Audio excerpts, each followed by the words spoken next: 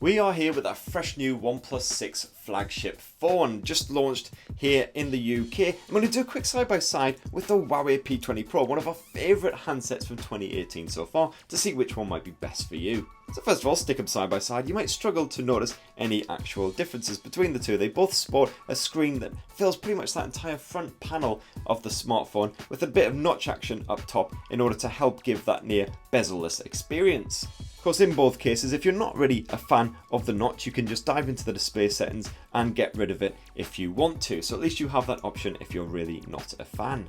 There really isn't much difference at all in terms of the size and the weight, all that kind of stuff. You get a 6.28 inch display here on the OnePlus 6, and it's a 6.1 inch here on the Huawei. So they are still pretty beastly handsets, although that said, reasonably comfortable to clutch thanks to the stretched aspect ratio. If you flip them both around to the back, it's no surprise to see them both sporting a glossy glass rear end. That is pretty much all the fashion in 2018, so it's all you will see. In the case of the OnePlus, you can pick it up in a shiny or a matte finish, but it is an all glass material in either case. You can also get it in a gorgeous silk white version, which is unfortunately limited edition. Here on the Huawei P20, however, we still prefer this gorgeous gradient design. It's absolutely stunning. The light strikes it and throws off different hues depending on which part of the smartphone it is. It still looks absolutely great, definitely turns a few heads on the tube or the bus. And the Huawei P20 Pro also has the benefit of being IP67 water resistant rated, so you can give it a solid dunking and it will be absolutely fine. In the case of the OnePlus, it's not actually IP rated at all. The OnePlus has stated that it has worked its very best to try and prevent water from infiltrating through the various holes and ports. So they reckon it'll survive a drop into a puddle. Whether that's actually the case, we will have to wait and see. Of course, one advantage that the OnePlus does have is the fact that it does still have the 3.5mm headphone jack housed here on the bottom edge alongside the Type-C USB port. That's been absolutely stripped away from the Huawei P20 Pro. You also get the nifty little alert slider here on the right edge as well. You can just flick that up and turn on the Do Not Disturb mode when required. Very handy if you're about to dive into a meeting. As for the P20 Pro, you do get a bit of IR blaster action up top, which works in conjunction along with the Smart Control app, just to allow you to control the likes of AC and TVs.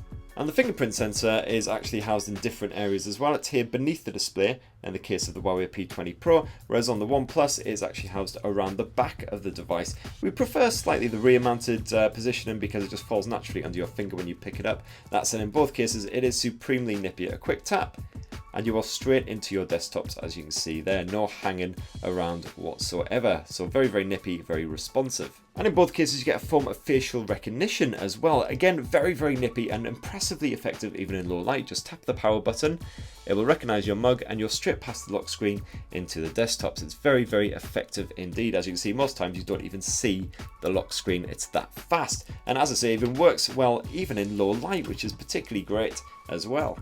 As for those displays, it's a 6.1 inch OLED in the case of the Huawei P20 Pro, and it's an AMOLED 6.28 inch here on the OnePlus. That means nice poppy punchy colours that really shine in all cases. It's a stretched aspect ratio as well. It's a 19:9 here on the OnePlus 6 and it's very close, 18.7:9 here on the Huawei P20 Pro. So great news if you're going to be getting a bit of Netflix, for instance, on the go, because it just means very little letterboxing above and below the display. That picture really does fill the screen, it's great.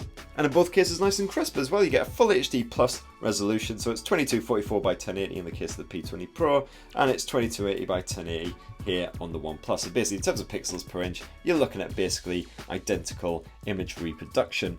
And again, just nice and crisp. You're getting nice and close. Good luck spotting any individual pixels on any of that. Perfect images, and visibility is great as well. Even in strong lighting, the viewing angles are perfect. The brightness levels are great. No worries.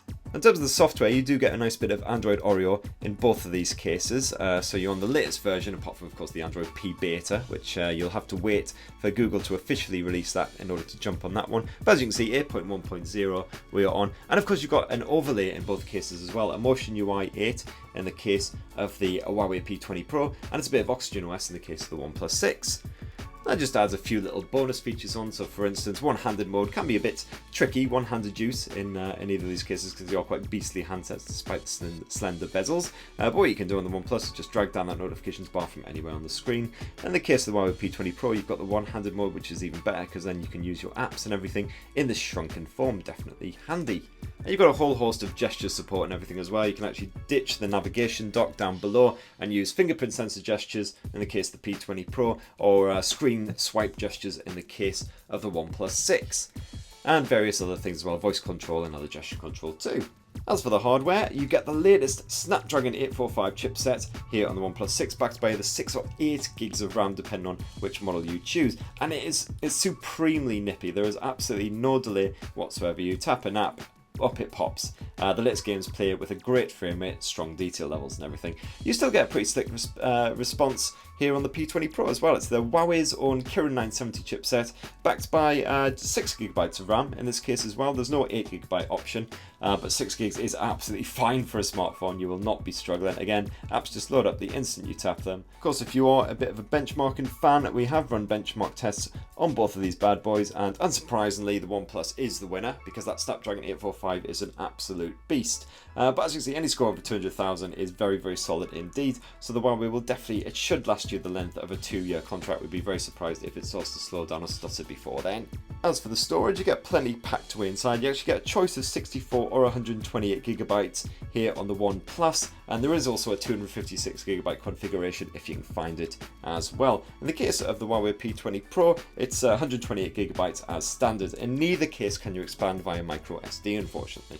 What about that battery tech? Well, you actually get a much bigger battery in the Huawei P20 Pro. It's a mighty 4,000 mAh cell, whereas it's a 3,300 mAh cell here in the OnePlus 6. Now we get easily 2 days of life on the P20 Pro. It's an absolute beast. So if you're always on the move or you always forget to charge your smartphone, we'd recommend going for this bad boy. That said, we're getting around about a day to a day and a half of use out of the OnePlus 6, so that is also solid. And in both cases, you get a bit of fast charge too. You get supercharge here on the Huawei P20 Pro, and you get the old dash charge here on the OnePlus 6. In both cases, you can charge up your phone a reasonable amount in just 15-20 minutes. That'll be enough to get you through the morning at least, and a full hour at the plug will give you close to a full charge. So flipping these phones around once more, you can see of course they've both got a dual lens setup, both vertically aligned, more centrally positioned of course in the case of the OnePlus. You get a 16 megapixel primary lens backed by a 20 megapixel secondary lens in that case, and it's an f1.7 aperture.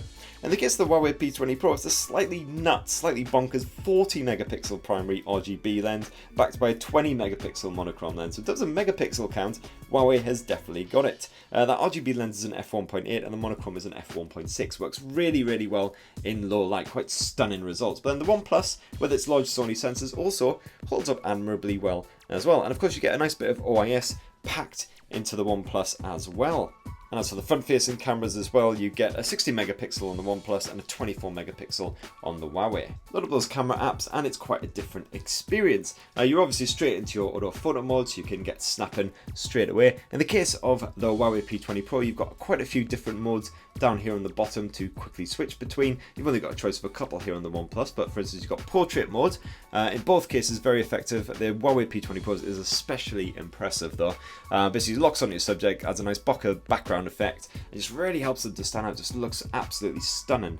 The night mode helps to produce some really bright looking photos, but then the standard auto mode does as well, so that's all good. And of course you've got your usual photo mode, video mode. Both of these phones sport a pro mode as well. Just pull up here and there you go, you've got full manual controls. You can actually shoot in raw image format as well in both cases, and just manually tweak all your little bits and get it looking exactly how you want. As you see, obviously the OnePlus sports quite a subtle, small number of bonus camera modes, whereas you get quite a few to choose from here on the Huawei P20 Pro. In addition to all those other modes, you've got the likes of HDR, light paint and filters, all that kind of jazz if you want them. The slow motion and time lapse in both cases as well. You can actually shoot super slow motion in the case of the Huawei P20 Pro, 960 frames per second, although it's at 720p, and on these small snippets of slow motion, so we're not a massive fan anyway, to be honest.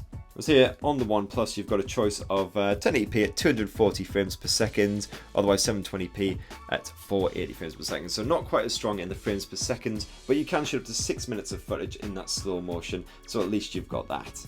And as for just your standard video, the good news is you can shoot up to 4K resolution footage in both cases. You can also shoot Full HD at 30 or 60 frames per second. However, the OnePlus actually offers a bonus in this area. You can shoot 4K at 60 frames per second for a really nice, crisp, realistic finish.